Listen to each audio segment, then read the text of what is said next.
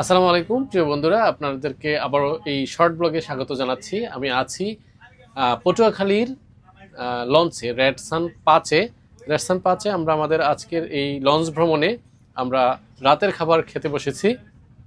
রাতের খাবারে আপনাদের কি আমরা খাচ্ছি এবং কী ধরনের সেবা পাচ্ছি সেটা আপনাদের একটু শেয়ার করি।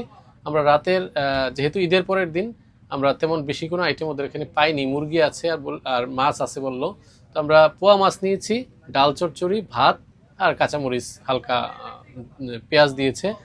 এই খাবারটা আমাদের কত পড়তেছে বলি। এই পোয়া মাছ এক পিসের দাম 170 টাকা, আর ডাল 40 টাকা, ভাত 40 টাকা, 250 টাকার প্যাকেজ আমরা এই লঞ্চে বসে খাচ্ছি। এটা রুম সার্ভিস হিসেবে আমরা খাবারটা পেলাম। খাবারের আয়োজন দেখে খারাপ না, সীমিত পরিসরে ভালোই মনে হচ্ছে। এবার খাবার টেস্ট করার পালা, কেমন লাগে দেখি। আশা করি ভালোই হবে। তো আপনারা সাথেই আছেন, দেখছেন, আপনাদের সাথে এই অভিজ্ঞতাটা শেয়ার করলাম। ভালো থাকুন সকলে।